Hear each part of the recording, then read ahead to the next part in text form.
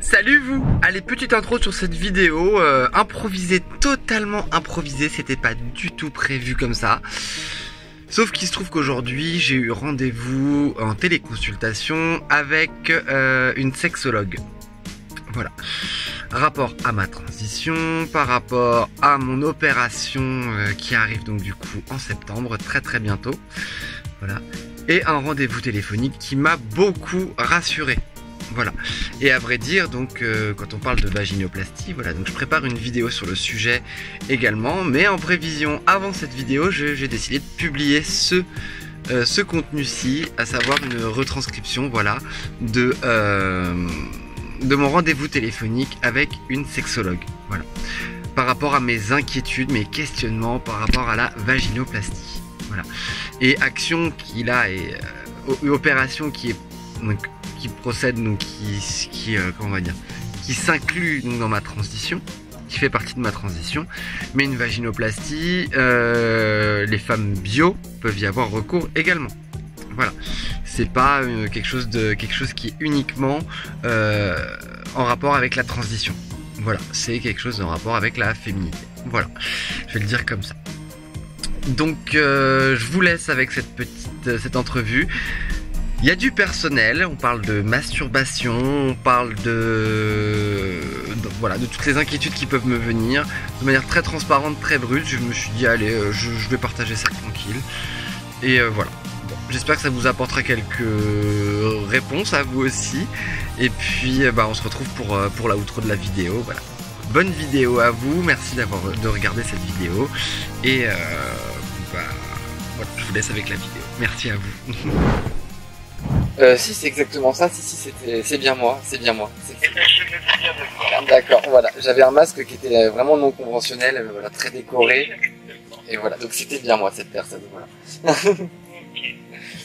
Donc, comment allez-vous? Eh bien, je vais très bien, honnêtement, je vais très bien dans ma vie aujourd'hui, je m'épanouis dans ce que je fais dans mes créations. Dans le milieu un petit peu olé aussi, si je puis dire. Voilà, donc dans le milieu BDSM, fétiche, voilà, un petit peu libertin, tout ça. Surtout axé sur les soirées et les performances. Hein, voilà, je suis dominatrice et performeuse. Et comment dire ça aussi. Disons que je fais de belles et de bonnes choses pour les gens, donc à la fois donc dans ma création, dans ce que je fais, voilà, mais aussi au niveau de mes performances et des séances que je peux prodiguer, parce que bon, c'est pas de la domination, oui maîtresse, voilà, ça s'arrête pas à ça.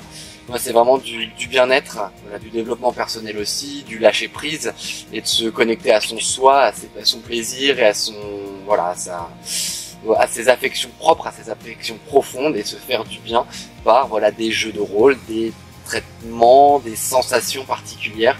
Voilà un petit peu moi ce que je défends, ce que je développe. Voilà. Très intéressant. Merci, merci beaucoup.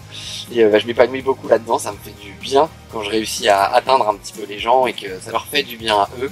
Voilà, moi je me sens bien. Tout comme quand je crée des choses qui me font du bien et que les gens autour de moi me disent waouh, voilà, sont emportés dans l'aventure. Moi aussi ça me fait, voilà, il n'y a rien de mieux pour moi. Voilà. Ok, très bien. Voilà un petit peu. Donc on est bien sur le contexte. Et alors, qu'est-ce qui fait que vous êtes dit que ce serait bien qu'on se reparle aujourd'hui? Alors, c'est par rapport à quelques préoccupations, donc qui sont légitimes en soi, hein, mais des petites inquiétudes qui me restent un petit peu sur l'après-opération. Voilà. Parce que donc, comme je vous dis, donc moi donc dans ma vie, je pratique beaucoup l'onanisme, la masturbation. Voilà, une fois par jour. Ça s'est calmé avec le traitement hormonal, c'est plus tous les 2 ou 3 jours, mais c'est régulier. C'est régulier, c'est un bouton plaisir sur lequel j'appuie avec plaisir et que je connais. Voilà. Et comment dire, voilà, je souhaite continuer bien évidemment à m'épanouir là-dedans après l'opération, et à savoir... L'opération, donc déjà, quelle opération, et elle est prévue pour quand? Donc elle est prévue pour le 18 septembre donc de cette année là, qui arrive, donc dans 1 mois et demi. Voilà. Et donc vaginoplastie complète, donc avec cavité, voilà, complète, hein, sans conservation de... Et la technique chirurgicale, c'est laquelle? Là, si vous avez des noms, peut-être que ça me rappellera quelque chose, mais là comme ça, je l'ai plus. En fait, il y a 2 grandes opérations maintenant. Alors, généralement en France, c'est plutôt l'inversion. Oui, c'est inversion. Là, c'est une inversion. De l'organe génital externe. Et sinon, il y a ce qu'on appelle celle du sigmoïde. C'est-à-dire qu'on va aller prendre un bout d'intestin pour recréer un vagin. Voilà, donc ça, non, c'est l'autre. C'est inversion, du coup. Ouais, c'est inversion. Parce que bon, bah, voilà, étant donné que de toute façon, j'avais une verge plutôt importante, quoi, je me suis dit que la cavité serait assez conséquente, enfin, du moins, suffisante, si je puis dire. Et, me vient une petite blague que je dis souvent, je suis plutôt longue, donc je serai profonde. Voilà, non, mais c'est une façon rigolote de dire ces choses-ci, voilà. C'est parce que je parle de ma transition dans mes vidéos, dans mon contenu un petit peu audiovisuel, et ça me fait du bien, je cache pas, ça m'en remet un petit peu les pendules à l'heure, et puis si ça peut aider d'autres personnes, voilà. Ça s'appelle une stratégie, voilà, pour aussi probablement, voilà, faire face, etc. Donc c'est pas inintéressant. Exactement. Donc bon. Où est-ce que vous allez bénéficier de cette opération? À l'hôpital Tenon, du coup. L'hôpital Tenon. Voilà. Mais c'est vous. Ah, mais oui, c'est vous, c'est l'infirmière qui nous a contactés directement. C'est ça, exactement. Exactement. Ah, ok. D'accord. Voilà. Et avec le docteur Yuka Ribash et docteur Roski, du coup. Et comment on va dire, c'est la dernière intervention du docteur Yuka Ribash dans le secteur public. Voilà. C'est moi qui couronne la fin de la chose, parce qu'après elle part donc dans le cabinet privé, dans le même cabinet que le docteur Schmidt et le docteur Roski, docteur Schmidt qui m'a fait également la poitrine. Voilà. Ok, bon ben on reste en famille. Exactement. Puis bah quand j'irai faire mes rendez-vous post-opératoires, bah du coup, je suppose que ce sera aussi avec plus tard avec le docteur Yuka Ribash dans son cabinet. Donc peut-être que voilà, je recroiserai tous mes chirurgiennes au même endroit, et je trouve ça assez cocasse, assez rigolo. C'est assez drôle. Donc voilà. Ok, très bien. Alors justement, par rapport donc à cette opération en programmation, qu'est-ce que vous identifiez quand vous prenez un hospital? Alors c'est par rapport donc à cette, donc je suis habitué. Alors donc je disais à cette masturbation pour l'instant avec une verge, avec un pénis. Donc je suis habitué au va-et-vient. Voilà. Mais il y a un gros mais qui est très grandissant d'ailleurs depuis ces derniers temps, depuis ces dernières années et demie. Depuis mes premiers ébats, mes premiers jeux avec partenaires, on m'a appris à stimuler mon périnée. Voilà, voilà. Et depuis le début de ma sexualité et de mon onanisme en réalité, hein, vraiment, je pratique moi cette stimulation-là. Et c'est grandissant avec le traitement hormonal, parce que cette zone-là est devenue, mais les sensations se sont décuplées. Donc c'est un petit peu, vraiment comme si j'avais déjà un clitoris. Mais je sais pas de la fabulation, hein, c'est un ressenti. Un petit ressenti à ce niveau-ci. En dessous du coup le sac testiculaire, si je puis dire, que j'ai toujours eu l'habitude de soulever pour ne plus sentir quoi que ce soit, voilà, et de vraiment avoir accès à mon périnée et à mon futur vagin, si je puis dire. J'ai toujours eu cette masturbation là. Et bien depuis un certain temps maintenant, quelques mois, vraiment les sensations se sont décuplées à cet endroit-ci. Voilà. Et il m'est déjà arrivé de réussir à avoir un orgasme sans qu'il y ait le va-et-vient sur la verge. Voilà. Mais en fait, c'est ce que j'allais vous dire, moi c'est ce que je travaille beaucoup. Alors, en sexologie déjà pour tout le monde, hein, c'est-à-dire que c'est vrai que le problème c'est que le périnée est complètement confiné pour le coup à la question autour de la reproduction, alors qu'en fait, d'un point de vue sexuel, le périnée est très intéressant et a fortiori dans le cas effectivement notamment soit pour des personnes qui n'ont pas du tout envie d'utiliser leur pénis et d'accéder à autre chose, soit effectivement en prévision de l'opération. Donc ça déjà, c'est vrai que c'est une chose importante que vous ayez réussi à externaliser le plaisir en dehors justement de la verge. C'est déjà une chose importante. Et du coup, moi ce que j'entends un peu, c'est ce que vous dites, c'est-à-dire que, alors pardonnez-moi la comparaison. Non, allez-y. En fait, quand je vous entends, moi j'ai l'impression que ce que vous dites, c'est comme quelqu'un qui veut arrêter de fumer et qui dit je suis ok, mais en fait c'est le geste qui va me manquer. Ouais, non, même pas, parce que je sais que ma question en fait j'y viens, c'est d'une certaine manière, j'ai bien dit d'une certaine manière, vais-je retrouver un plaisir de va-et-vient, mais dans l'autre sens. Voilà, c'est un petit peu le truc qui me reste. Voilà. Voilà, en pénétration, voilà, cette sensation que j'avais, et puis continuer moi à stimuler du coup mon néoclitoris qui sera et compagnie. Voilà, donc ça je sais qu'il va falloir réapprendre, c'est de la réflexologie et de la. Dites-moi pas. Ce que je dis quand même pas mal. Alors là, moi encore une fois, il y éléments sur lesquels moi je me repose dans ma clinique sexologique dans le cadre de la transidentité. La première, c'est ce que me disent les personnes concernées. Bien sûr. La plupart d'entre elles vont me dire que le clitoris va être très innervé et très présent dès le début. Oui. De façon très étonnante, ça rassure beaucoup de gens. C'est qu'en fait, vous allez le sentir très vite. À la fois parce qu'il sera là. Alors voilà, il y a plein d'hypothèses derrière, mais on s'en fiche. Mais en tout cas, vous allez le sentir très vite.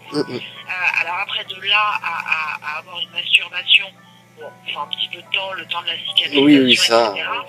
Mais ça, c'est assez rapide, le fait d'obtenir à la fois du plaisir et à la fois des orgasmes. Ok.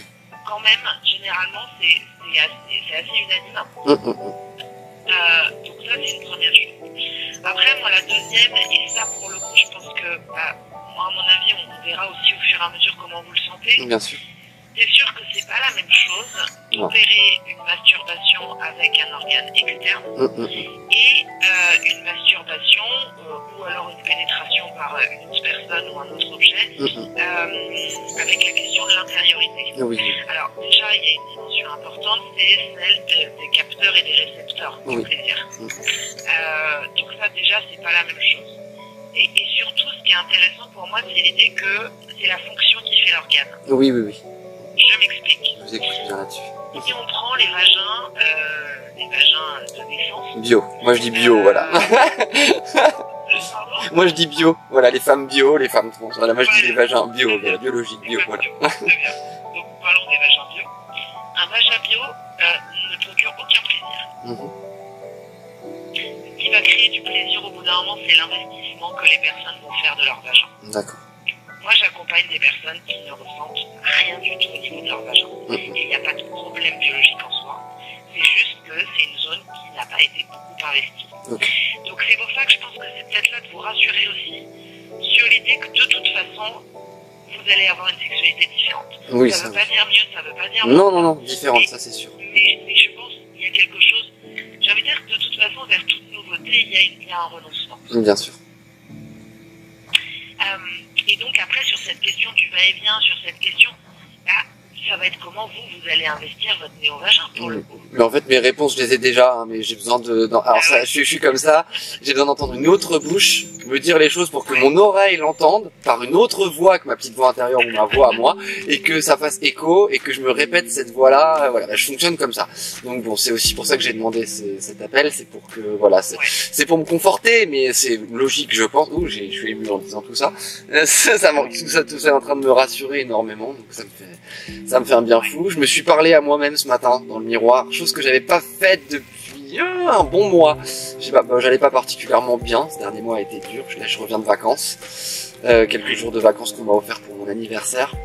Et ce matin, je me suis parlé, je me suis regardé dans le miroir, je me suis fait, mais voilà, j'étais nu, hein, je veux dire, voilà, de moi à moi-même, et je me suis dit, oui, c'est très cohérent ce que tu es en train d'opérer comme cheminement, c'est ce que tu veux, c'est ce que tu attends.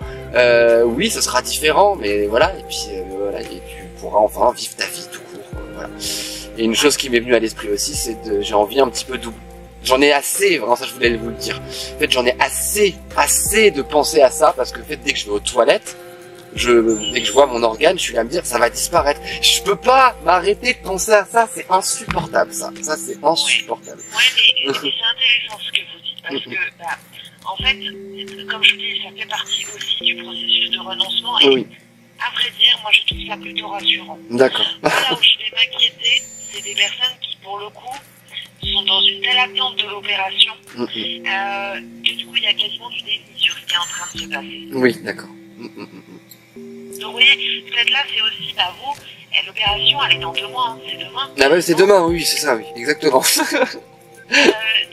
me paraît tout à fait légitime, comme je vous dis, faire tout acte, même si cet acte il est souhaité, il est désiré. Alors je vous dis ça parce que, pareil, à comparaison, et bon, moi mon travail ici principalement c'est d'accompagner maintenant des femmes en couple et des femmes seules qui veulent un enfant. D'accord. Et en fait, ce qui coexiste beaucoup dans le discours de ces personnes, c'est à la fois bien sûr l'envie de se lancer dans un projet de parentalité et en même temps la peur folle de la vie qui va changer. Et comme je dis, je pense que pour passer à un nouveau projet, il y a une phase parfois un peu déprimée de renoncer aussi à ce qu'on avait. C'est ça, c'est ça, c'est ça. Mais bon, en même temps, c'est pour voilà le mieux de ce qu'on veut, quoi. Voilà, pas pour faire écho. Mais oui, oui. Et surtout, l'ambivalence existe. Oui. Et c'est pas un problème, l'ambivalence. Ouais. Et puis évidemment, je suis là à culpabiliser d'avoir des doutes. En me disant, ah voilà, ça veut dire que t'es pas une femme trans, non, que t'es pas légitime. Enfin voilà, j'en suis venu carrément à des choses comme ça. Hein. Mais non, non, je suis là à me répéter, oh, t'es Raphaël, d'accord, t'as toujours été Raphaël, femme, pas femme, trans, ce que tu veux, homme, on s'en fout là, t'es Raphaël, voilà, et tu te vois femme, voilà, pour finir ta vie, et c'est comme ça, et il n'y a rien d'autre à y voir. Mon plaisir, mon épanouissement dans la danse, les vêtements, le corps, tout court, ma vie, voilà, et mon appréciation par rapport à l'autre aussi, comment j'ai envie d'être perçu, tout ça, voilà, et je rejoue indéniablement ce CD dans mon lecteur, pour me, non, voilà, vraiment. Ce que vous dites, ça résonne, parce que, bon, déjà, ce que vous amenez, c'est quand même l'idée qu'il faut être aussi une bonne personne. Oui. C'est-à-dire correspondre. Mais sauf que nous, on le sait bien, les choses, elles sont pas aussi simples que ça. Non. Et quelle violence de vous demander d'être sûr de vous à tous les endroits. Oh, putain. Ce à quoi je crois, c'est que si vous êtes dans ce parcours, et si c'est qu'en fait, c'est là que vous devez être après, bah, le psychisme, le conscient, l'inconscient, bah, comme je dis, il y a de l'ambivalence. Et encore une fois, je trouve ça rassurant, l'ambivalence. D'accord. Bon, bah, en fait, cette discussion était moultement utile. Voilà. Non, et moi, ce que je vous proposerais bien, c'est que vous me dites quelle est quand l'opération, 18 septembre? Oui, 18 septembre. Bah, c'est que nous, alors déjà, je n'ai pas forcément de place avant, parce que ça va être les congés, mais par contre, on peut se revoir un peu à distance de l'opération, déjà pour savoir comment vous allez. Très bien, très bien, ça me paraît très probant, très logique, très bien, très bien. Vous savez où est-ce que vous allez être opéré? C'est à Tenon? À Tenon, oui, à Tenon même, ouais. Je rentre le 17 à l'hôpital et opération le 18. Et a priori, vous savez quand est-ce que vous ressortez ou pas? Une semaine et demie après, on m'a dit, voilà. Mais j'hésiterai pas à allonger. Ce que je vous proposerais bien, c'est qu'en fait, moi, je vous pose un rendez-vous le mercredi 25. Ça m'est souvent arrivé où les patientes, elles viennent du service, tranquillement mais sûrement. Du coup, moi, je vous poserais bien un rendez-vous le mercredi 25. Vous envoyez un mail si vous ne pouvez pas, et comme ça, vu que vous serez à Tenon, autant de faire d'une pierre deux coups. Pas de souci, ça marche très bien comme ça, voilà. Alors à savoir, voilà, normalement, ce sera dans les premiers jours où je pourrais normalement me déplacer. Si je peux pas, bah voilà, ce sera, voilà. Pas de problème, vous envoyez un mail et puis on s'arrangera. Ok, pas de souci. Bon, bah super, Elodie, Du coup, je vous pose un rendez-vous. Tac. Alors, mon logiciel est un peu lent. Voilà. Je vous pose un rendez-vous le 25 septembre. Vous préférez matin ou après-midi, vous? Là, honnêtement, pas de préférence, à moins que je sois complètement dans les vapes. Mais sinon, Ouais, voilà. Je vous mets 15h. 15h, c'est vraiment l'heure qui ne sert à rien. Ouais, d'accord. Voilà. Je vous mets un rendez-vous à 15h le 25. Et puis, s'il y a quoi que ce soit, vous envoyez un mail au secrétariat, d'accord? D'accord, très bien. Bon, en tout cas, c'est très clair, et comme je vous dis, cette discussion m'a vraiment fait du bien. Je réfléchis, j'envoie dans ma tête une petite sonde, savoir si j'avais pas d'autres questions, mais je crois que tout m'a été déjà énoncé. J'ai aussi eu beaucoup de contacts avec des amis opérés ou non, ou qui en connaissent ou quoi. Et comment dire, bon, par chance, je suis bien entouré de ce côté-là, et on m'a beaucoup rassuré aussi. Et puis j'ai une personne très chère à mon cœur qui sera présente normalement un jour avant l'opération et qui sera là à mon réveil. Voilà. Ah, voilà. C'est important. Oui. Et c'est la fameuse personne qui m'a offert les vacances, ces vacances-là à Marseille. C'est une amie performeuse avec qui je travaille beaucoup, qui me sollicite beaucoup pour ses shows et tout ça, qui me fait travailler très clairement. Donc voilà, une superbe relation d'amitié. Et, je suis très heureuse. C'est elle spontanément qui m'a dit je serai là. D'accord, merci. Voilà. C'est très bien. Et bien écoutez, en tout cas, prenez grand soin de vous. Merci. Et puis comme je vous dis, laissez l'ambivalence, voilà. Ne luttez pas trop contre elle. Non, j'ai décidé de toute façon il y a quelques semaines aussi, c'était ça. On a de contrôle sur rien. Donc faut laisser couler, sinon on se fait un ulcère et puis on capote complètement. Très bien.